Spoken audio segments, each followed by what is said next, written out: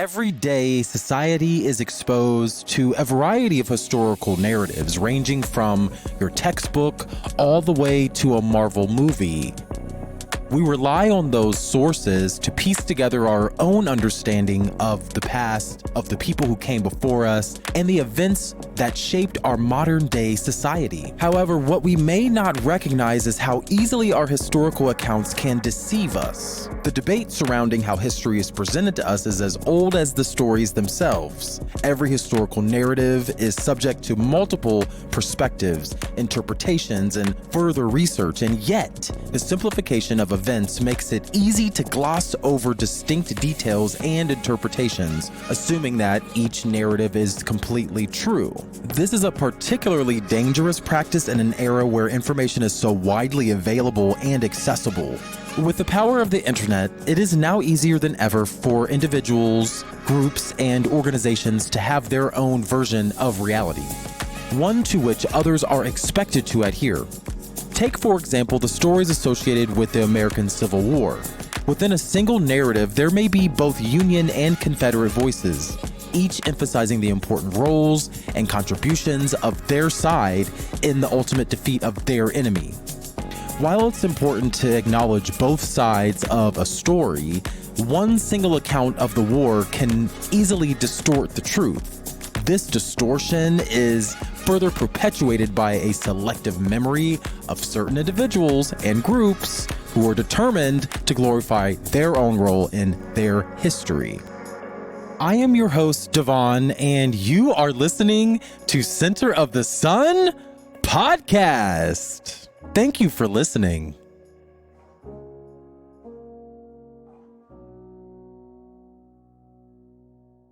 History is not a precise science, and it is impossible to find a single correct version of the past.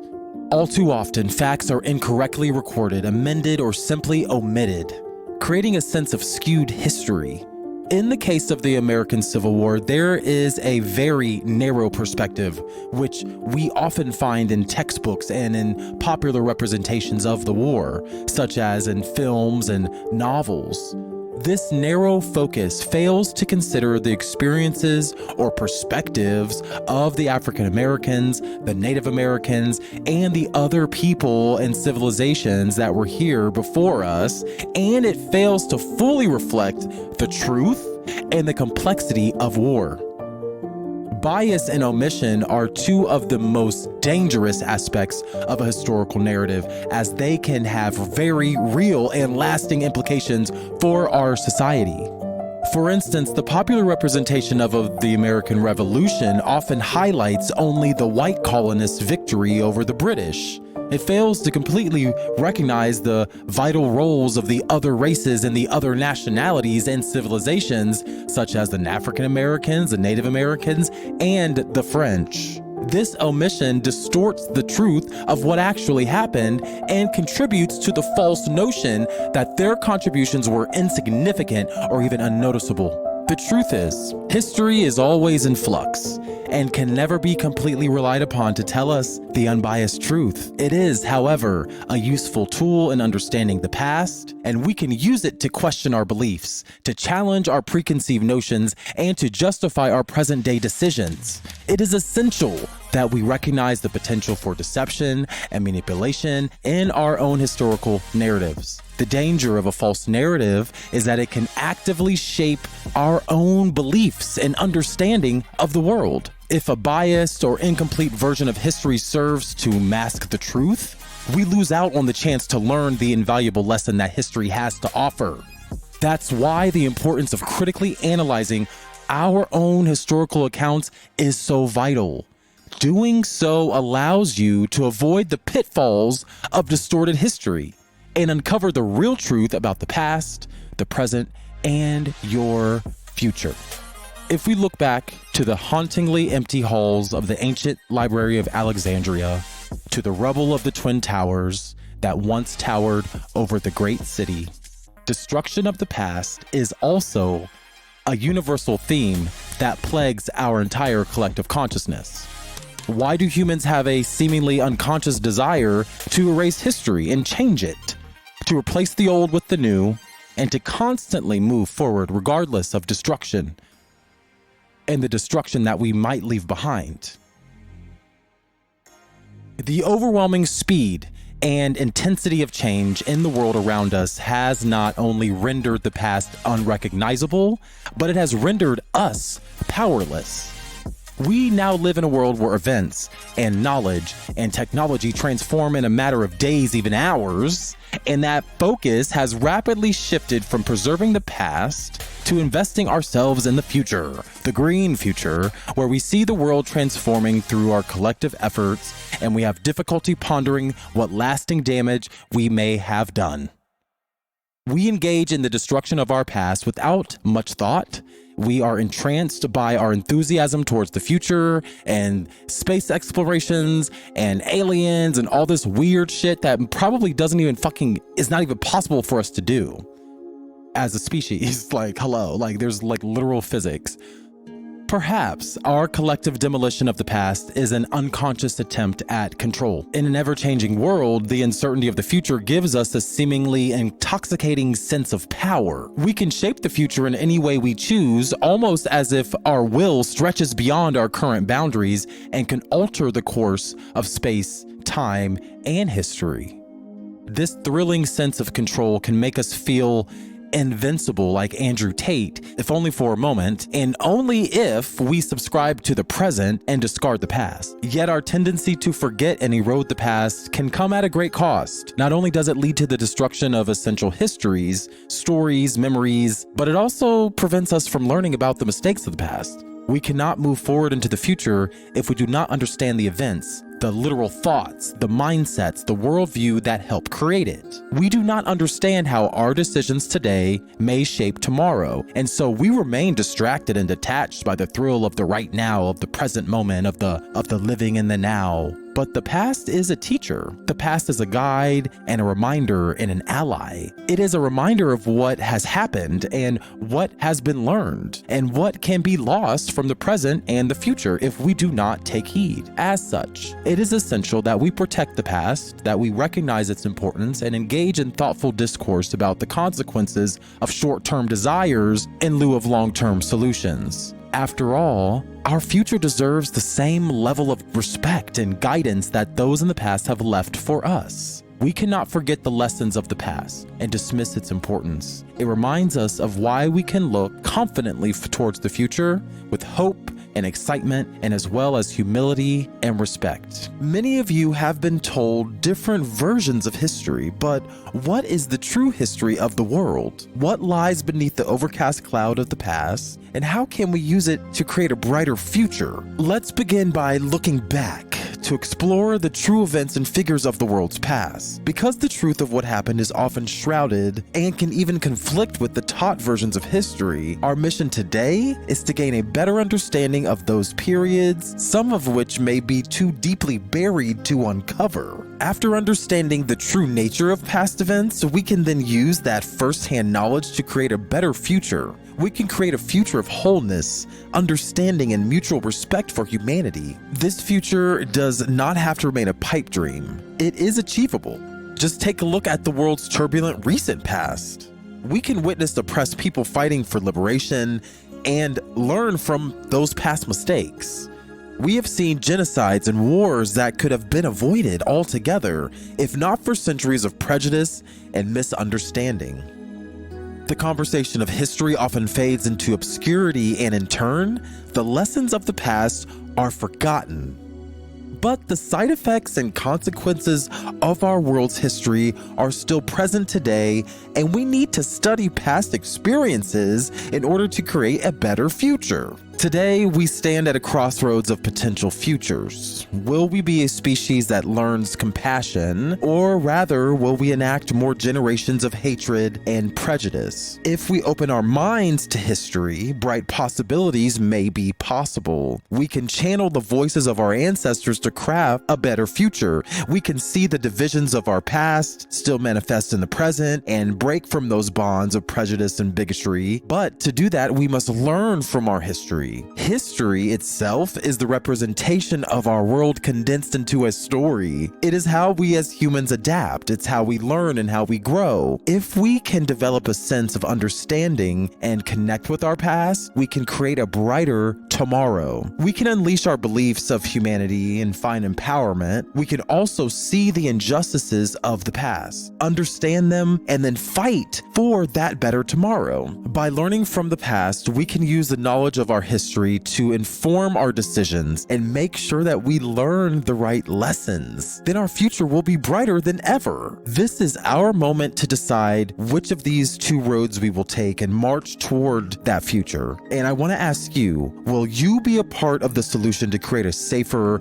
more peaceful, and tolerant world? This is our moment. History is what we make it. So, by understanding Adams and Lincoln and presidents in that era, within their profound and contradicting and well-known relationships, both as public figures and their personal ideals, we come to a greater appreciation for the complexities of the epoch in which they lived, the enormous difficulty of leadership then and now, and the qualities of mind and character required to bend public opinion and institutions and to be an effective statesman, especially when we are also consumed with ideas of original sin and our human compassions and prejudices and all the choices we have to make, for better or for worse. A better view of our past may help guide us on our path to the future and our purpose. So in American history, the presidents are revered in a special kind of way, and though he is revered with a rare reverence, the complexities of our 16th president cannot be confined to the hagiography in which he is wrapped. The truth is that Abraham Lincoln was far from a perfect president, and it's far more important to remember this, lest we discount the struggles of all future presidents tasked with uniting and protecting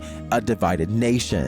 The complexities of Lincoln's legacy starts with his reluctance to confront the issue of slavery head-on. According to Bruce Levine, author of The Fall of the House of Dixie, the Civil War and the social revolution that transformed the South, Lincoln decided that slavery was a moral abomination only after he encountered the reality of slavery on the campaign trail in 1859. Before this, Lincoln's vision of the problem of slavery was to be solved through colonization, essentially banishment of the African Americans once slavery had been abolished. And even after the Civil War began in 1861 and he issued the Emancipation Proclamation in 1863, Lincoln still contended that colonization was the best solution for former freed slaves, ultimately advocating for a large-scale deportation of African Americans.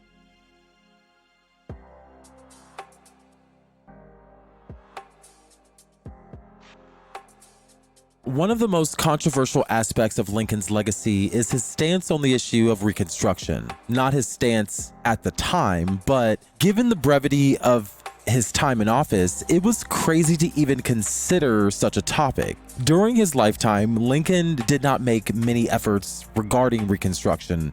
Initially, he proposed the 10% plan, which outlined a way for Southern states to be readmitted to the Union if they agreed to recognize the former slaves' freedom, pay back the war debts, and ratify the 13th Amendment of the Constitution. The plan was controversial because though it resulted in the freedom of slaves prior to the Civil War, it would have not provided them any citizenship rights, the right to vote, or any other form of reparations. The fact is, Lincoln's term was cut short by the unfortunate events surrounding his assassination, something that could have led to a different Reconstruction. According to Elizabeth Pittinger, a professor of history at Susquehanna University, the Reconstruction efforts following Lincoln's death are, quote, seen as an abysmal failure. Whether the Northern Program of Military Occupation from 1867 to 1877, or the Southern Program of Disenfranchisement and Segregation based on race, had Lincoln's assassination not been successful, the outcome could have been drastically different. Though Lincoln is often credited for liberating the slaves, his legacy is not as neat a package as his statuesque presence would ever allow.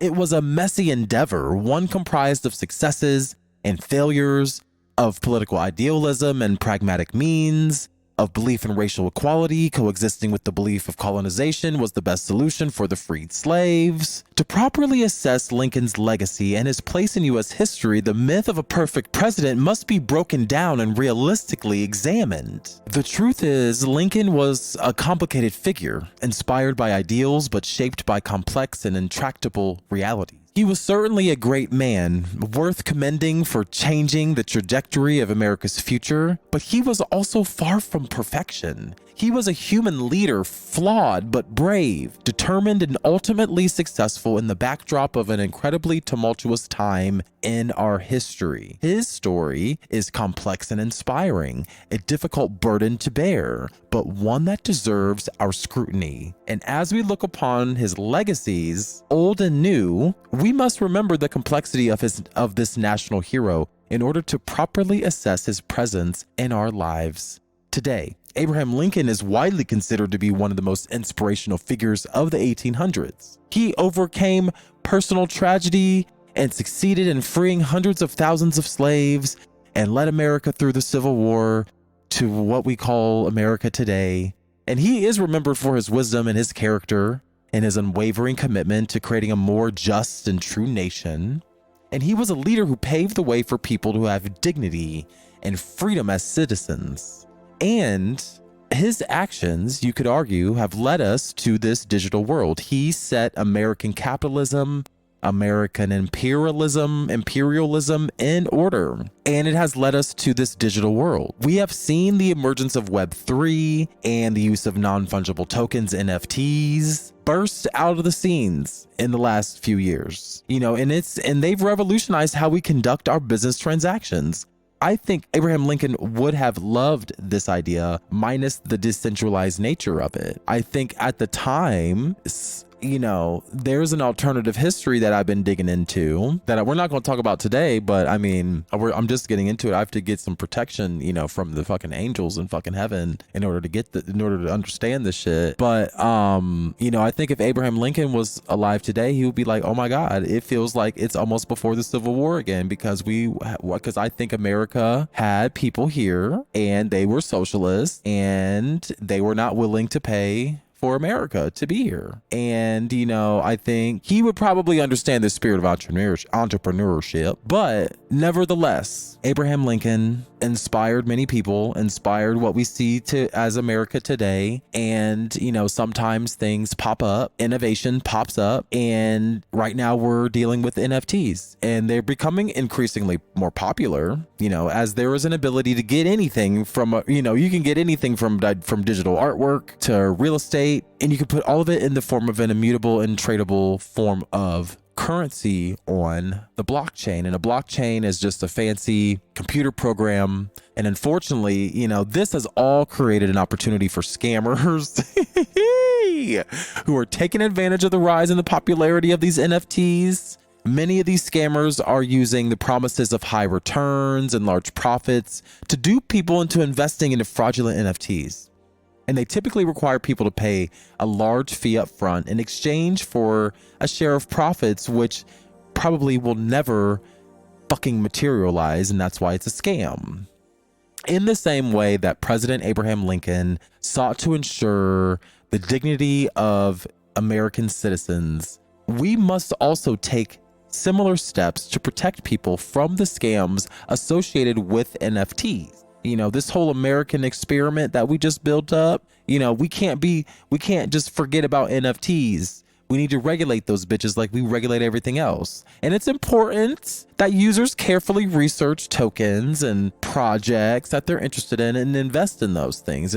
But they need to verify the legitimacy of those projects, legitimacy of the people that are building the projects.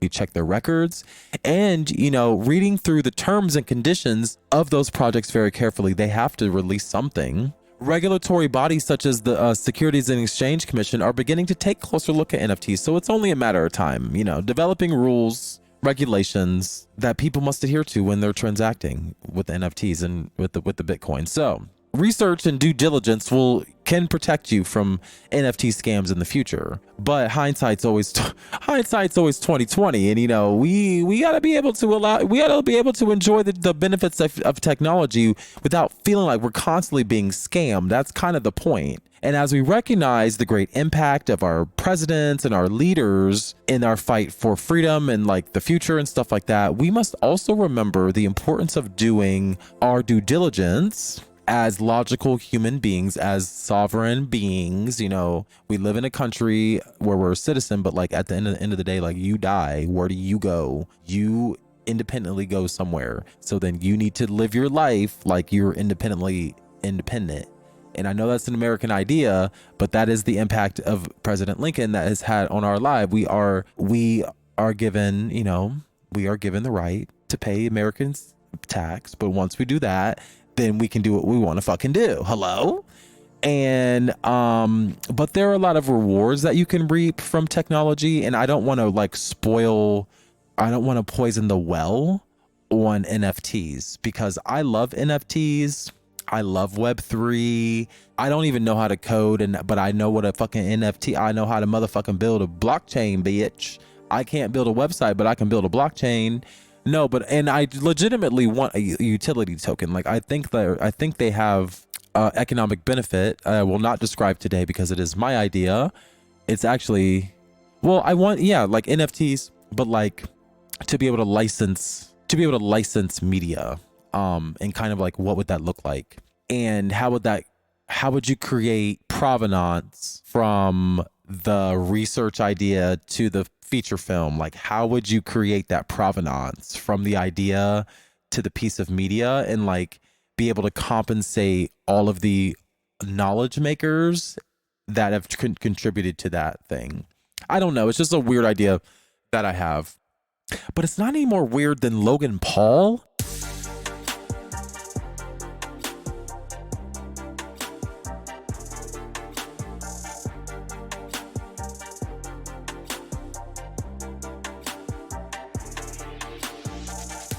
There's this rivalry between YouTube stars Logan Paul and this man named CoffeeZilla.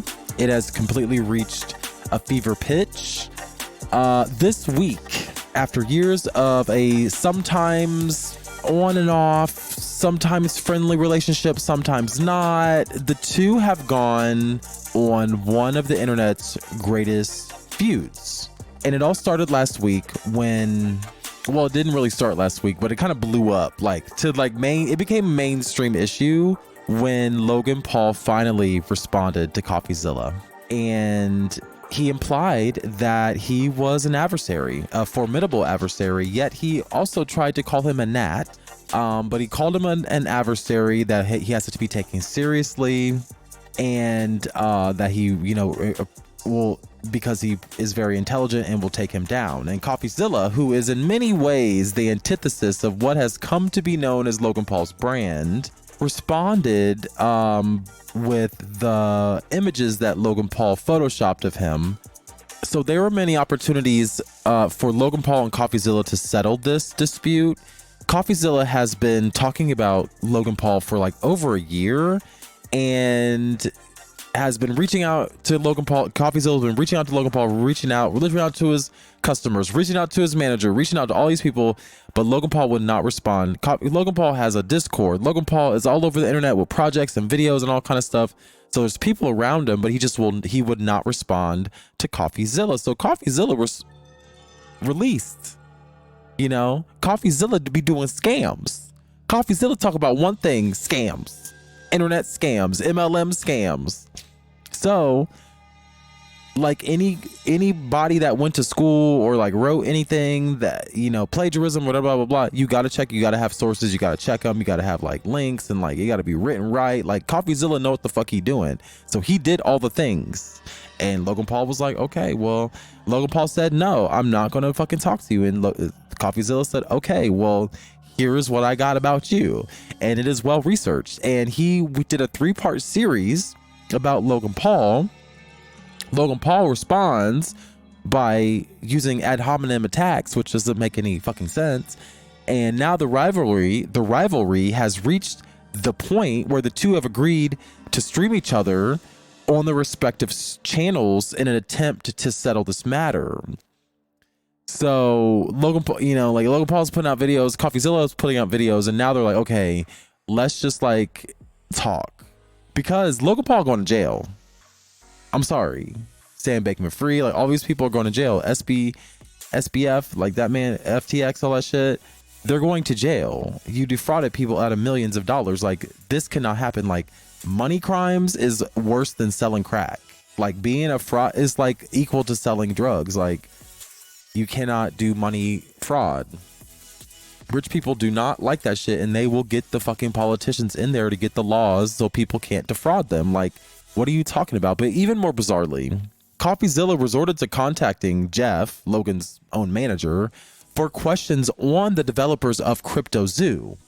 Jeff, who seemed to have a very limited knowledge about the project, answered with just like these comical responses. So like, Logan doesn't know what he's talking about. Jeff don't know what he's talking about. Everybody's confused about why Logan would go to Jeff instead of just like settling this matter on his own. Like, why would Logan be mad at CoffeeZilla because his manager didn't tell him that CoffeeZilla called? Like, I'm confused. Like, what are we supposed to do? What are we supposed to do? If you have millions of followers on YouTube, if you're an inspiring leader, if you're an influencer, you need to get your shit together, or you're going to jail, or you're getting assassinated like Abraham Lincoln. Like, get your shit together. People don't like when you be doing crazy shit. And not that Logan Paul is going to get assassinated, but it just happened. It's like leaders. It's like leadership. Like, you see history, leadership. People don't like when you fuck with their money. They don't like when you fuck with their slaves. Like, they don't like when you fuck with their life, and they will fucking kill you. And this is what's happening to Logan Paul's career. He's being canceled slowly. And in light of the situation, CoffeeZilla, hopes that the matter will be handled fairly and justice will be served when all is said and done. Like, that's what CoffeeZilla wants. That's all he's from Texas. He wants to be a cowboy. And he urges the public that, but with the conflicting stories and such a heated rivalry, only time will tell what happens. So good luck to all, and to all a good night.